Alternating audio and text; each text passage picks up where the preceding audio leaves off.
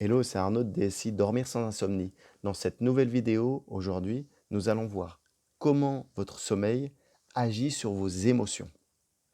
Alors, je m'appelle Arnaud, j'accompagne les papas entrepreneurs à retrouver leur sommeil pour profiter pleinement de chaque domaine de leur vie.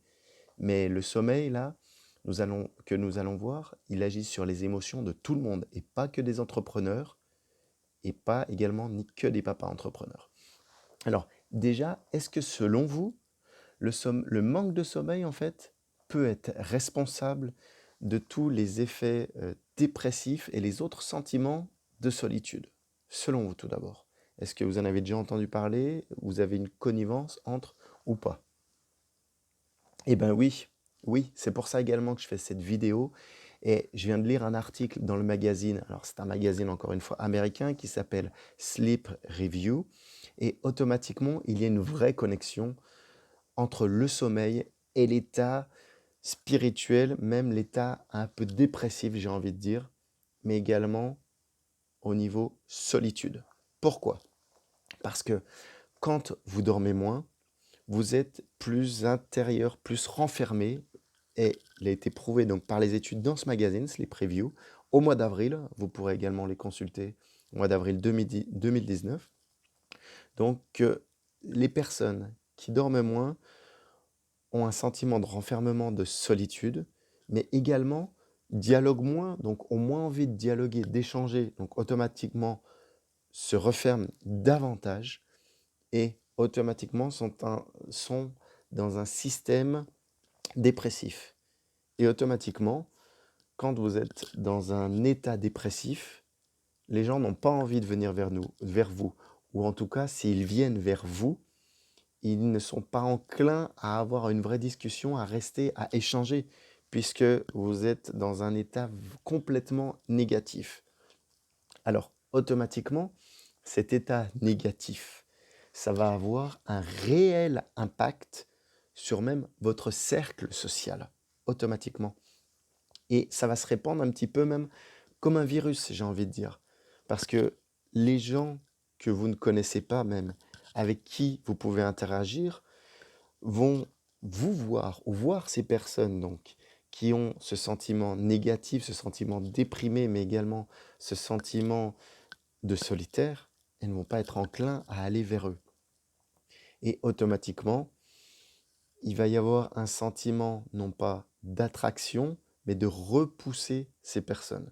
Et le cercle vicieux, automatiquement, se construit, ce qui fait que vous allez être seul, vous allez moins bien dormir, vous allez être seul, moins bien dormir, être seul, et hop, automatiquement, le cercle tourne. Alors, comment faire pour arrêter tout cela? Il y a trois principales clés.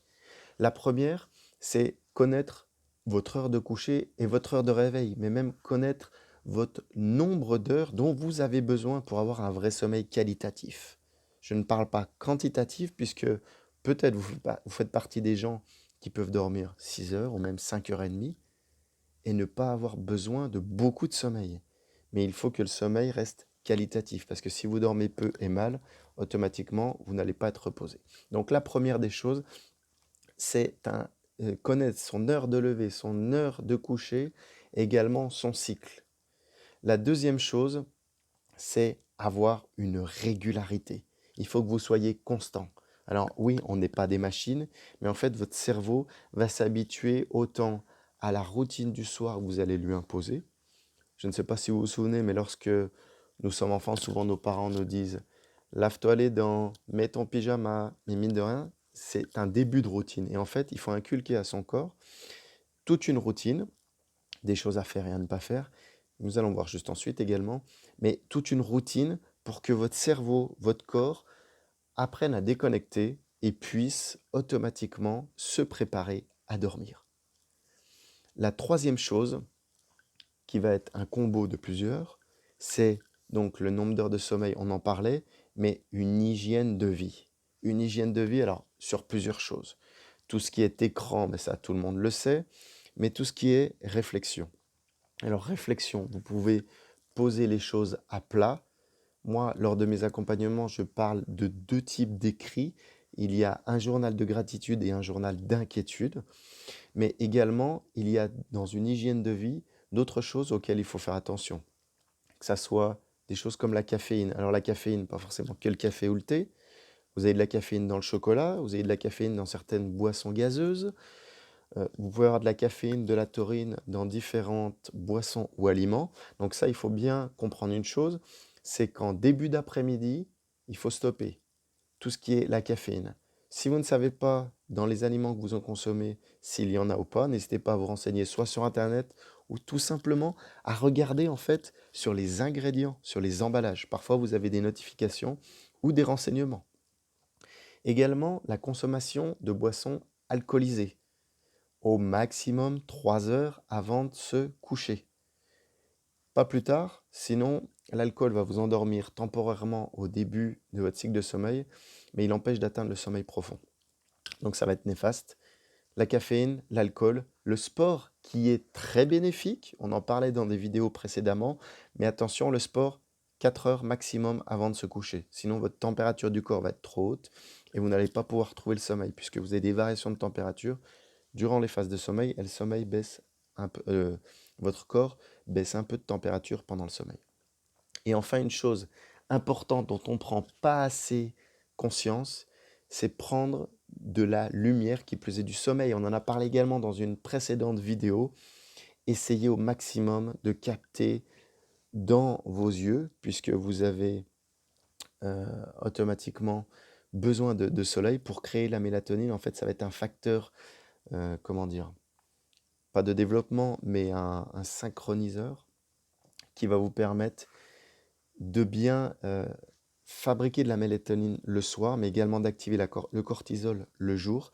Donc le matin, de préférence, lors de votre réveil, prendre du soleil 15 minutes pour stimuler le cortisol, mais également pour le soir, la production de mélatonine pourra, entre autres facteurs, mieux être euh, développée par votre corps. Voilà.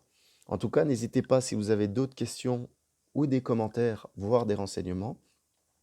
Vous pouvez déjà mettre un like ou un pouce en bas si cette vidéo ne vous a pas plu. Surtout, mettez des commentaires que l'on puisse échanger, parce que c'est nul ou c'est pas bien ou je ne comprends pas, c'est une première approche, mais il faut discuter pour résoudre les problèmes. En tout cas, vous pouvez me joindre sur ma page Facebook Arnaud Rivière si vous avez besoin de conseils, que l'on échange également, puisque mes accompagnements sont payants, mais on peut échanger. Les conseils sont gratuits, bien évidemment. Le but, c'est que nous avançons tous ensemble et surtout que notre sommeil nous permette d'effacer les mauvaises émotions, puisqu'il agit sur les émotions. Je vous remercie, bonne soirée et à bientôt.